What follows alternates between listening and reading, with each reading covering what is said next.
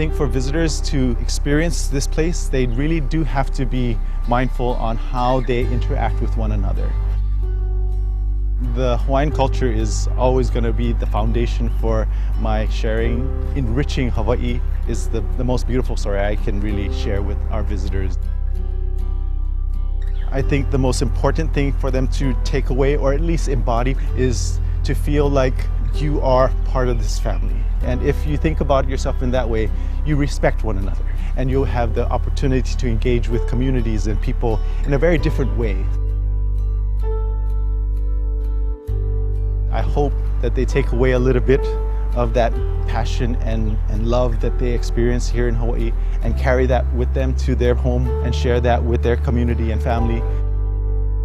That is the gift that the people of Hawaii have to offer to the rest of the world. オアフ島のおすすめのビーチをいくつかご紹介しましょ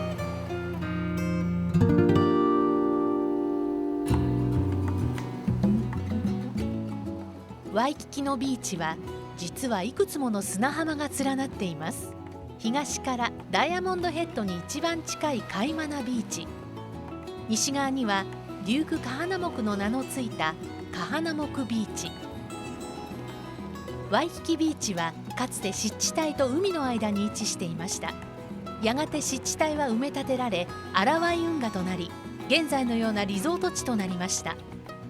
ここでは初めてのサーフィンレッスンやスタンドアップボード、スノーケルしたり泳いだりと何でも楽しめます。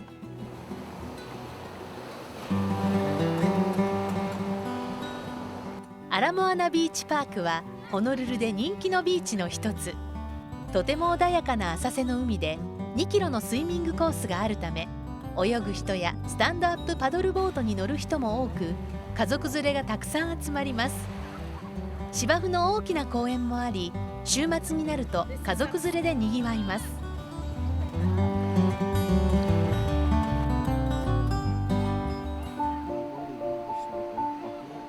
花馬湾は自然保護指定公園で、市と州の両方で管理されています。透き通った海にはさまざまな海洋生物が住んでいます。もともとは火山のクレーターで、片側が海に浸食されてこの形になりました。何千万年も昔のことです。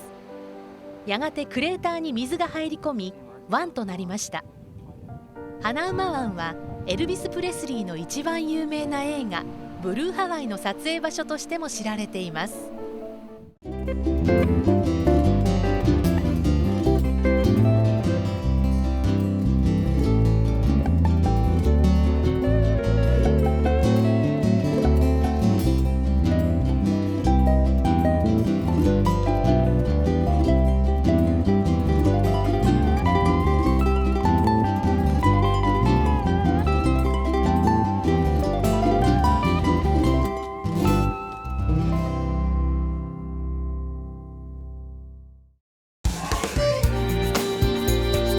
Hi, Sasha here in Chinatown. Let's go for some food, fashion, and fun. We're here at Mauna Kea Marketplace, a must-see while in Chinatown. You'll find the most exotic fruits, vegetables, and everything in between. Let's go to one of my favorite boutiques. White & Yale is a local design company. This is our first headquarters location, and we design dresses for women of all shapes and sizes and ages, things that are really sexy, versatile, comfortable, and overall just beautiful. Love this one. This is the ultimate sexy dress, kind of hides as well as accentuates. Let's go get some lunch. We're a brasserie, which means we're trying to emulate the cafes that you might come across if you're on vacation in France or possibly Italy, the bistro type things. We do a lot of French style dishes, so you're going to find the escargot, the bouillabaisse, things like that we offer here at Brasserie du Vin. We're here at the Tin Can Mailman, a great Hawaiiana store. We have stuff that you're not going to find everywhere else to bring home to people. Vintage postcards, vintage jewelry, old pinups, some nice pottery. It's like the cool gifts you bring home to people. Next time you're in Chinatown, come back and see us again. We've got something for everybody. I like to just kick back and drink my favorite wine, which is J. Moss. This wine has got some vanilla, cherry, grapefruit. It's just great every day, just kick back and drink wine. Cheers to a day of food, fashion, and fun. Come to Chinatown every first Friday and join the party. Chinatown is easily accessible from Waikiki by bus and trolley. Aloha vacationers. We hope you're having a wonderful time in paradise. Outrigger Resort Club by Wyndham can help you keep the fun going.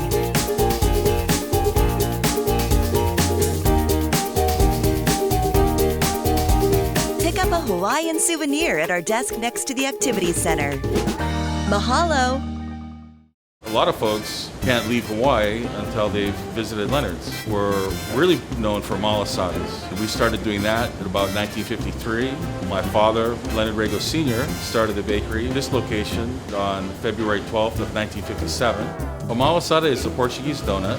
It originated in the Azores off of Portugal. It's shaped into these little balls. They should be right around 2 ounces. Really quite interesting how they manipulate the dough. When you get good at it, which takes a while, they can make quite a few of them in a very short period of time. We have the original, which is just rolled in granulated sugar, the cinnamon, and then we have different fillings, which is called malasada puffs. We have a bunch of different flavors. I'm a pudding person. I love halpia, dobage, and they really are good. I love them filled. It's really cool because we are really happy to see people. We're just really fortunate that we started the craze. The art of kakao nakauhi, the art of tattooing, has been part of Hawaii ever since the first Polynesians came here. I never started tattooing to become a tattooist. That might sound odd, but it's the truth. I started doing the work to perpetuate the culture and not necessarily to be a tattooist. It's played a vital role within our society because it indicates rank for certain individuals. It indicates the willingness to sacrifice oneself to a process. And that's the most important thing is to adhere to cultural norms and the processes that was laid back thousands of years ago. It is not the people who are in the lower echelons of society that gets work done. Quite to the contrary, it's the people who are of the highest rank that has the most work done. This isn't about you, it's about your ancestors, it's about your children, it's about everybody that comes in that line. And you're just one small part of that. To actually have somebody lying in front of you and me doing the work recreates a scene that was done for thousands of years. And for me, that responsibility is both a blessing and a burden. There's very little in today's society that you can honestly say that this is exactly how it was 2, 3, 4, 500, 1,000 years ago. With this, you can say that.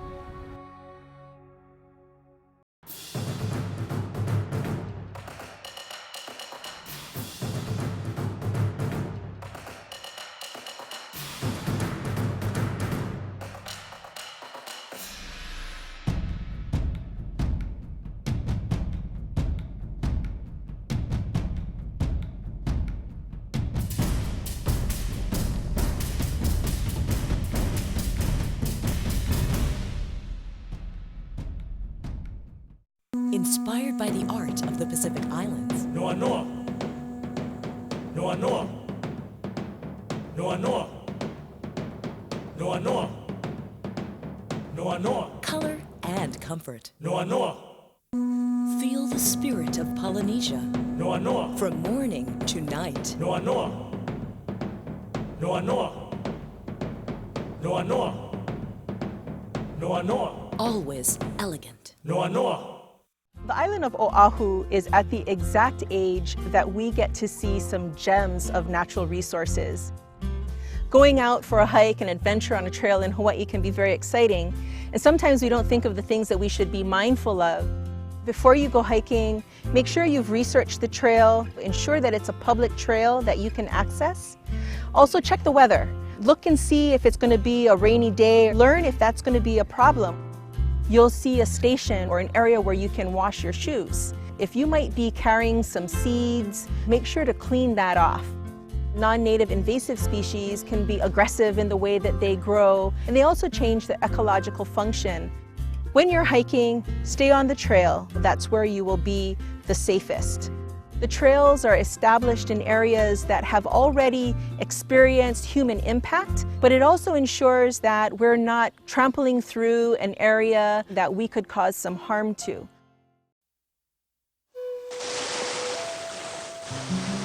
There was a kind of a dichotomy in the ancient Hawaiian universe between the realm of people and the realm of the gods. The Wau Kanaka was the realm of people. Kanaka is a person in Hawaiian. And that was in the lowlands, next to the sea, next to your agricultural fields and your house.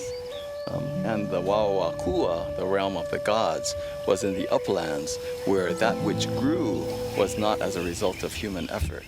It was a result of a higher power.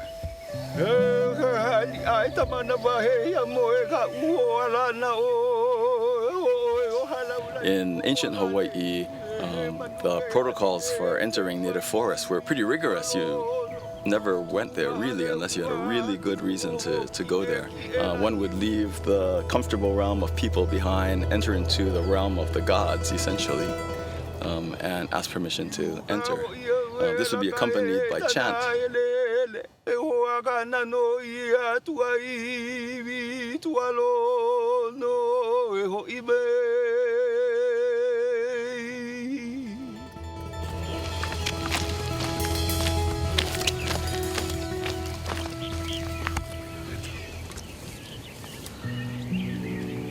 So here we are up in the Ko'olau Mountains, which is the backdrop over Honolulu.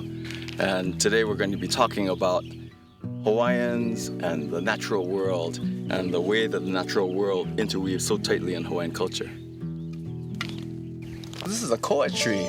Koa is dominant, especially in the lowland mesic forest. Mesic is one of those words that means not too wet and not too dry. Koa loves those middle conditions. And this one's a fairly hefty one for the island of Oahu. It's those massive koa trees that form the hulls of the voyaging canoes. Koa is also the Hawaiian word for warrior. The fierceness and the steadfastness of a warrior is embodied in this tree. Just about every single native plant in the Hawaiian forest has a story about its use and its significance in Hawaiian culture. This is pukiave, and it's a native shrub. It's a heather, and it grows anywhere from low elevations like this all the way up to tree line at nearly 10,000 feet on the island of Hawaii. So it's a very versatile and hardy shrub. The wood of the pukiave is very flammable. In ancient times, and even to today, the ashes and the smoke of the pukiave are used to temporarily lower the status of high-ranking people. In ancient times, the Hawaiian chiefs would have what is called mana. It's called spiritual presence or power, and the pukiave was used to temporarily lower the mana of high chiefs in order for them to be able to interact with folks of different levels of spiritual power.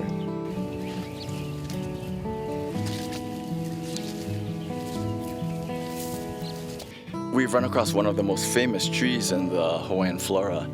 This is sandalwood. It was one of the first economic crops in Hawaii. One of the interesting things about Hawaiian plants is that they're usually full of pigments. This one might yield a really nice orange brown or yellowish brown dye. So I'm going to take some of these cuttings and see what I can make of it a little bit later.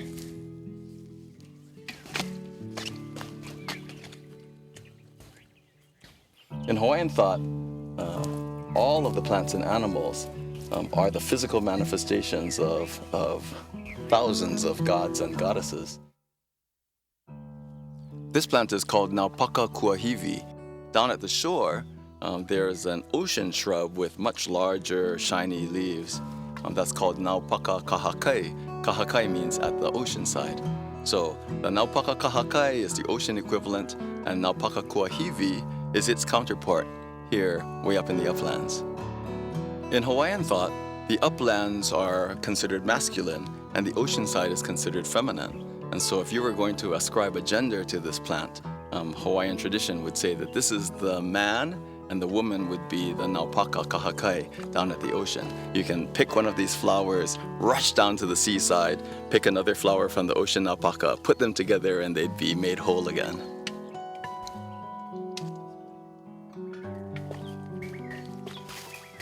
Here we have pala'a. It's one of the favorites for lei making.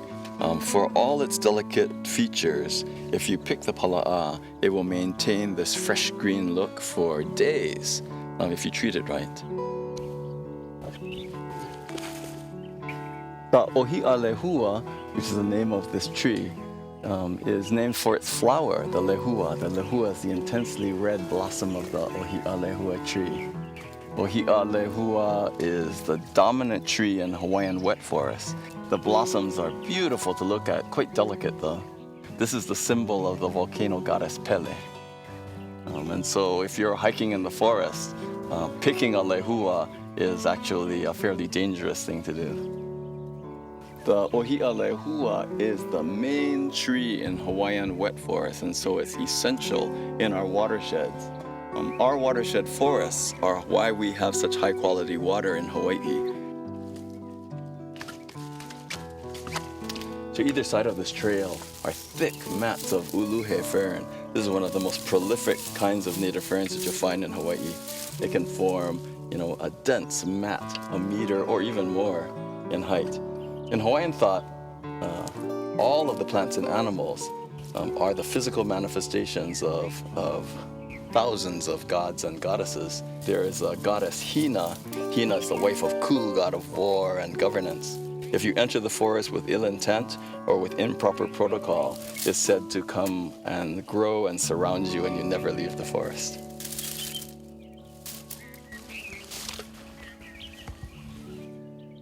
Over here, we're literally just a few meters away from what was extremely rich and beautiful native forest. And we see the dark side of Hawaiian forest now. In an environment as benign as Hawaii, whenever you bring in a new species and it finds a niche that it likes, without its natural enemies in place, it can proliferate without control. It's a very sad thing, and it's one of the major threats to our native Hawaiian forest. I find myself, whenever I'm working in a remote area doing conservation biology, surrounded by the native plants and animals that I know had cultural uses by ancient Hawaiians and that still have powerful significance to me personally today. We're talking about an island system that had millions of years to evolve before the first people got here, the ancestors of Hawaiians.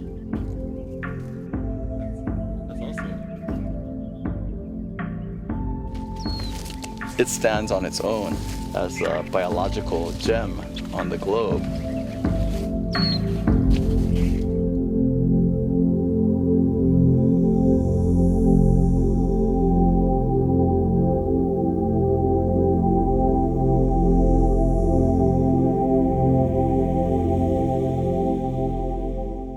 Aloha vacationers.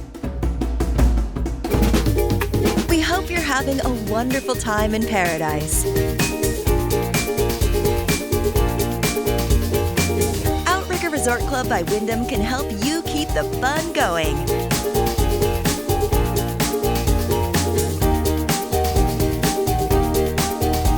Pick up a Hawaiian souvenir at our desk next to the Activities Center. Mahalo! Hawaii is incredibly unique. It's one of the most isolated land masses in the middle of the Pacific. I'm extremely passionate about the ocean because the best moments of my life have been with these beautiful marine animals that I actively work to protect. And there's a number of things that you can do to help protect them as well. Remember, the ocean is their home and we're just visitors. So when you go to the beach, travel with your own reusable water bottle or your own reusable bag, and reducing your use of single-use plastics and using reef-safe sunscreen can help reduce your impact on marine animals and wildlife. It's extremely uncommon to see a shark in Hawaii, but if you do see one, just remain calm and slowly back out of its area. And that's the same thing with turtles or monk seals. Just observe and appreciate from a distance. If you want to enjoy time with marine life, do a little bit of research on those companies and support those that are environmentally responsible.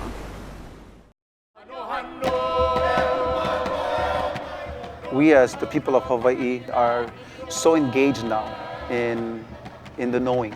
We are practicing more of our culture and our traditions. We are exchanging a lot of ideas. There's no walls anymore, but many of us are now building organizations, being the examples for many of our people who have moved away, become transplant Hawaiians, to allow them to get involved once again as well.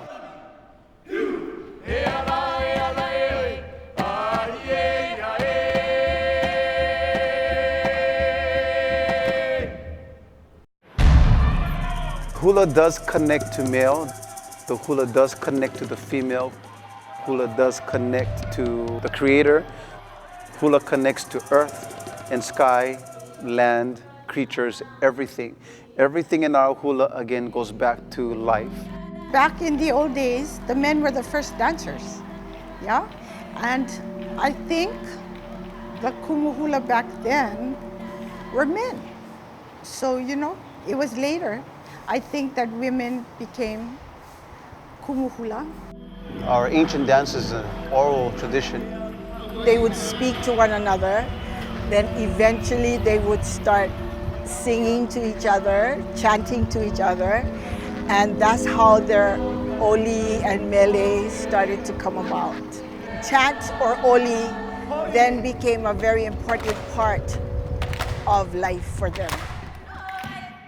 Kahiko, very simply, it is the ancient form of hula. It is the ancient way of dance. It is the ancient way of our poetry. And the movement of the hula really reflects everything in life, the elements, all the things that were created in nature.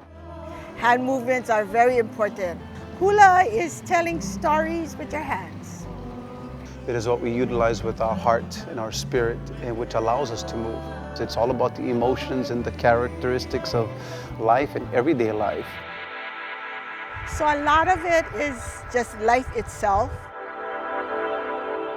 The human body is insignificant to everything around us. Everything around us in our natural resources was here before man. That's something we always have to be mindful of. Always be aware of your surroundings, always observe nature.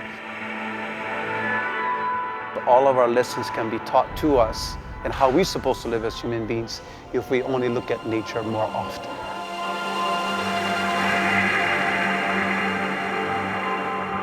There are implements that were actually conceived only for the hula.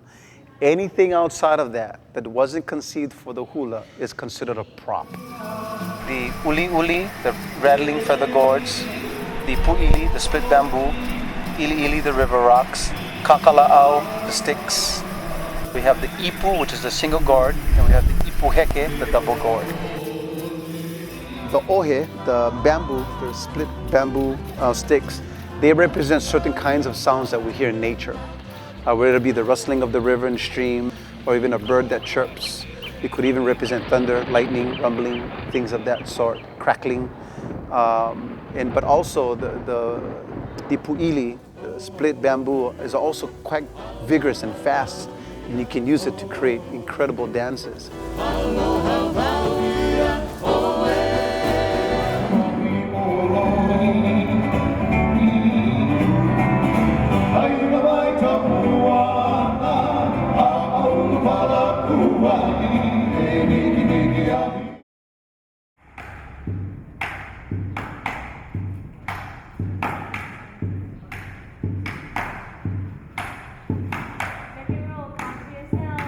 The purpose of the skirt was because when you look at the mountains, the top of the ridge of the mountain, the ridge is that fine line of the ridge of the elastic or the rope. When you look at the valleys, that is all the flows of the skirt. Underneath the skirt, like the earth, it brings warmth. And when you begin to dance, everything underneath becomes heated and warm. There is a natural energy that comes with the ancient dances. It's when we can get rid of our human self and try to put ourselves in that origin, or to reenact what it is we're portraying in the dance. Hawaiians like to use metaphors, illusions, personifications, and hide their true meanings. Using plants, using water, using mud, using ferns, using the caressing of the mist, or being overwhelmed and being overwhelmed by the rain, being drenched by that. These are all poetical concepts that we use. Earth and sky. That alone is a 24-hour procreational concept. Everything evolves 24/7. That everything was created before man, that are considered to be traditional, hasn't been altered for generations. They are intact as they were passed down for many generations. When James Cook arrived, they also brought with them their Christian faith. And when they saw the hula being performed, they thought that what we were doing was heathen to some degree, and gave off the wrong kind of influence that they saw as being sinful. That caused a big uproar. I know hula was stopped, so when the missionaries came, they felt the hula was vulgar. They saw it to be that way. The gyrating of the hips and doing those kinds of movements, we didn't see it as distasteful. We saw it as a way of celebrating life. So we all ended up practicing the hula actually in hideaways and in caves. They did it in hiding because they could not do it in the open. And then King David Kalakaua started to allow it at his many gatherings and parties. And so that's why we have the Merrimonic Festival in his honor, because he really revived the hula and brought it back to life.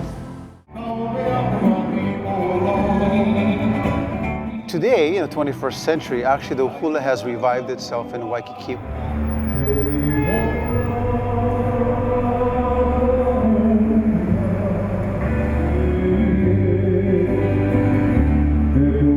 Hawaiian essence of the hula, or the Hawaiian essence of the dance, is now being more perpetuated because people that come from afar will now understand what is truly Hawaiian. Hey, Hakuchan, she followed really well.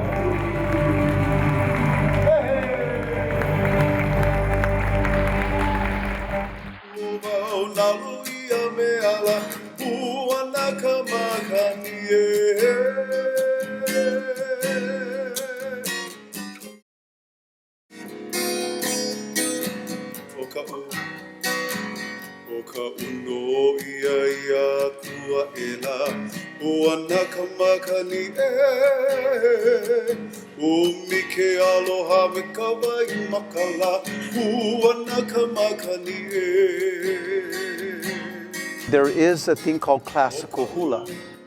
Hula awana is the modern dance. And there was a period actually that was called the hula ku'i. Ku'i meaning to add. There was a period where we were being influenced with personalized instruments and hymns and songs and music.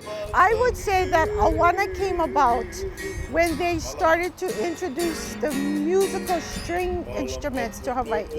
Yeah, because in kahiko, it's just the pahu, the drum, and the ipu. When you get into awana, you then have the ukulele, the guitar, steel, piano, bass, all those musical instruments come into view. That's when Hawaiians started to just be more free in what they were doing. Awana literally means to wander. So we wandered away from our root.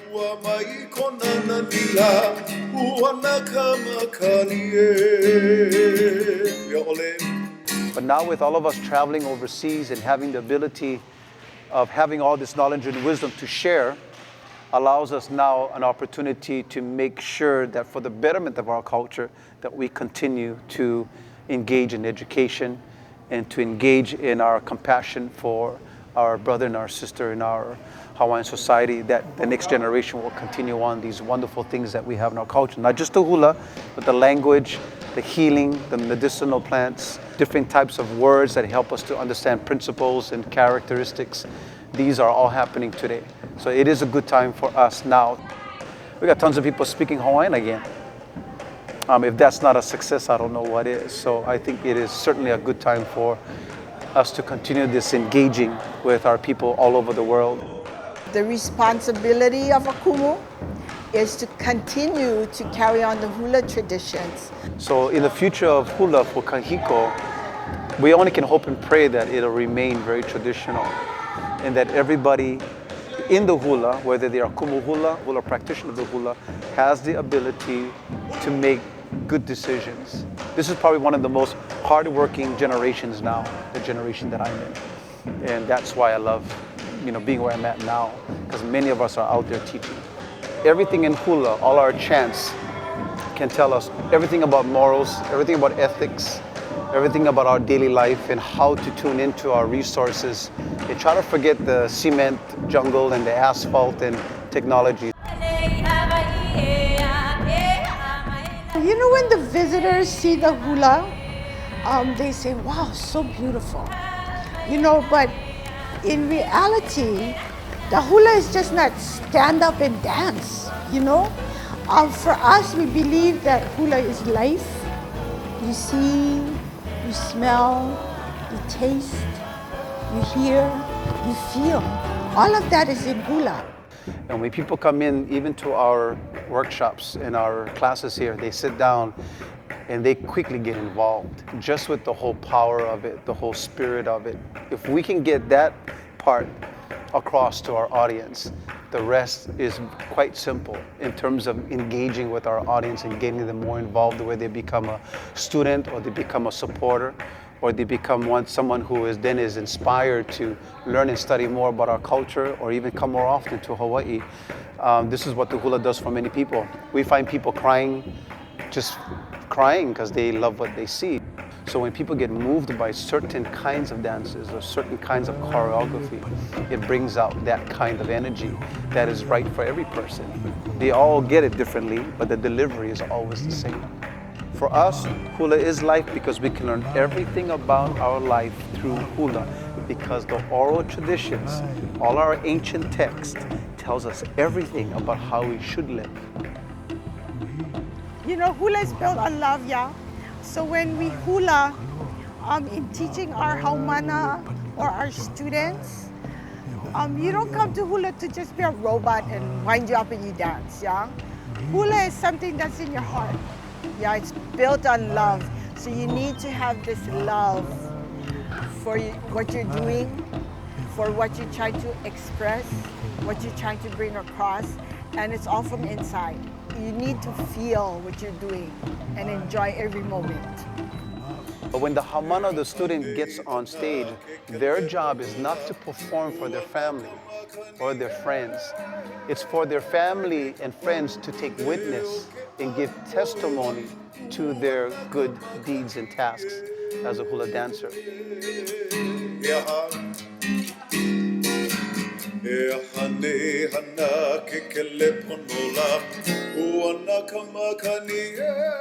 I think it's important that we pass it on, because if we don't, that particular legacy or hula tradition is then lost.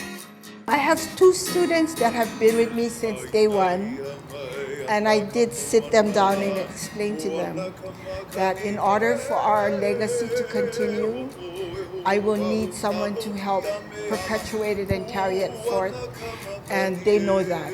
And when the time is right, we will then sit down and talk about proper protocol. When the time is right, we'll be ready. They'll be ready, I'm sure.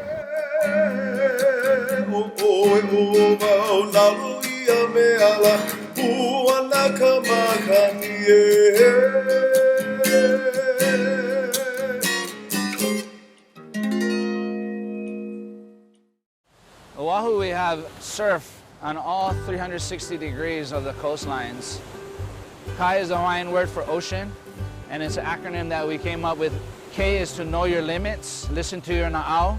A is to ask a lifeguard or a responsible adult, and I is to identify the hazards. take the time to look around before you go and approach the ocean.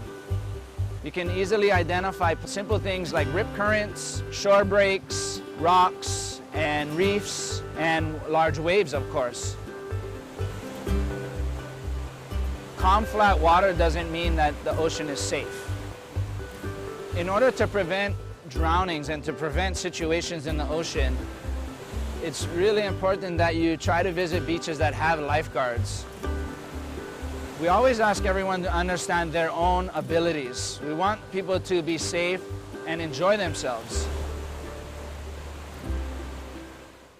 Inspired by the art of the Pacific Islands. Noa Noa. Noa Noa. Noa Noa. Noa Noa. Noa Noa. Color and comfort. Noa Noa. Feel the spirit of Polynesia. Noa Noa. From morning to night. Noa Noa. Noa Noa. Noa Noa. Noa Noa. Always elegant. Noa Noa.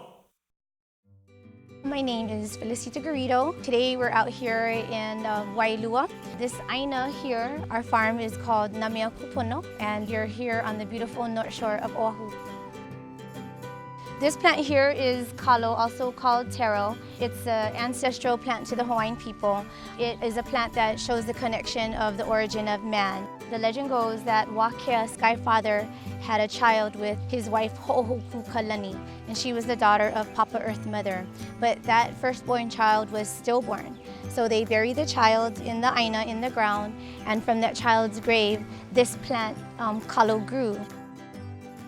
We're here, Wailua. We're going to harvest some kalo, some taro, wetland. So I'm just busting all the roots with my foot. We'll separate each individual plant. This is the makua, what we call the makua. This was what I planted last year. And then from this one plant, it had all of these children, keiki we call it, or oha. This is what we call kalo, or the corm, the taro. This is the ha, the stalk is the ha. And ha in Hawaiian also means breath of life, yeah? And this is the lau, the leaf. And this is the luau, the newest leaf that comes out. But to plant next year, what we'll do is, we'll leave like a 1/4 inch to a 1/2 inch of corm on the ha. And this is called the huli. And this is the seed that we'll plant, and that will become your next crop for next year.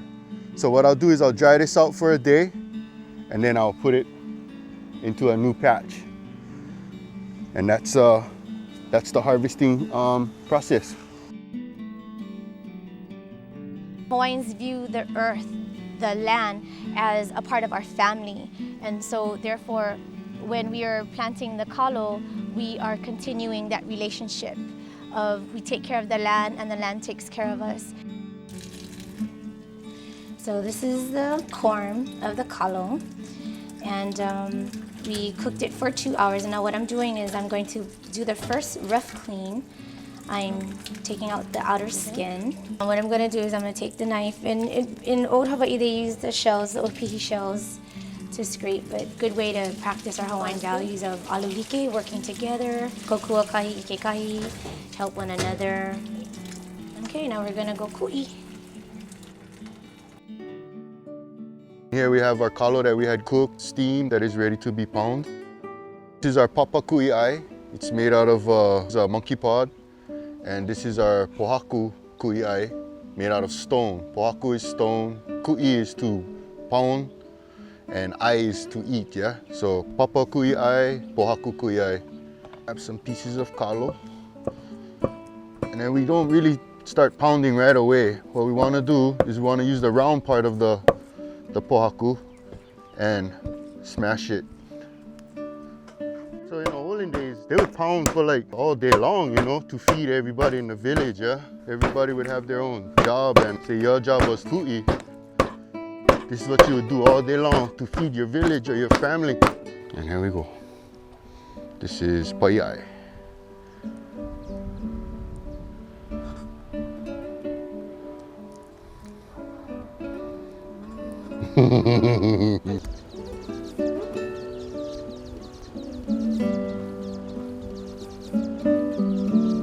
our kuleana, our responsibility to make sure that we teach our keiki, our children of today, to walk humbly on the earth and treat the earth with respect, because the earth is what gives us life. The people of Hawaii, we are the kalo that are planted in this aina. And so we're the ones who have that kuleana to take care of the land, to preserve what we have, and to pass on to the next generation the treasures of Hawaii, so that Hawaii will continue to live.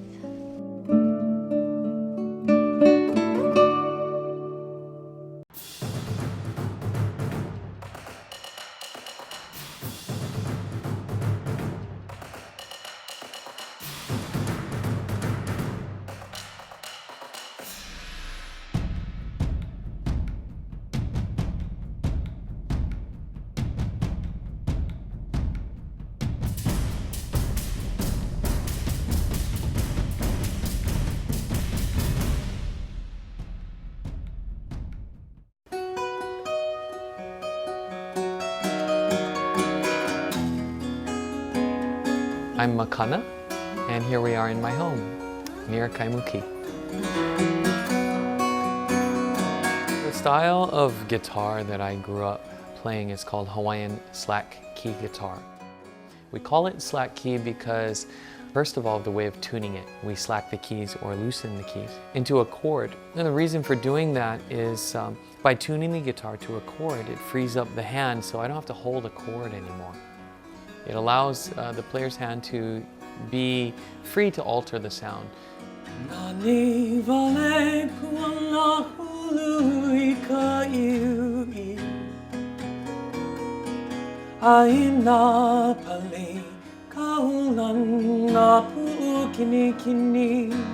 It's also a way of playing where the player simulates a bass, rhythm, and melody simultaneously. So in essence, slack key guitar is simulating 2 or 3 guitars on a single guitar. And when you listen to it, it sounds like that. It sounds very symphonic. It's a music that conveys the essence of Hawaii. And you could be sitting in a flat in New York or Tokyo or anywhere in the world and put on that Hawaiian song and it gives you a sense of place, a sense of feeling.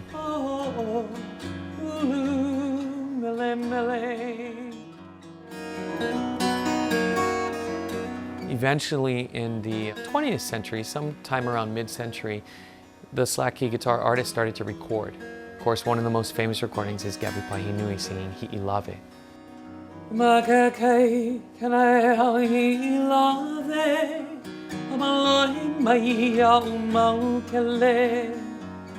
As they began to record, as I mentioned before, the Hawaiian Renaissance came about of music and culture, and so this slack key guitar art form became adopted as a national folk art. And today, many of the masters have passed away, but the style is still alive, it's still thriving. Slack key guitar, when I was growing up learning it, was a very strict discipline. I was taught by the masters, and in order to learn it, there were certain things, certain disciplines that you had to acquire and master. So for me, playing Hawaiian music goes beyond just music. It goes into a realm of this eternal perpetuation of the pure essence of Hawaii. No matter what happens with the physical Hawaii, Hawaiian music always contains that spirit of Hawaii, and it's eternal. Yeah, it never changes, so it can always convey it no matter where you are or who you are. And that to me is magic.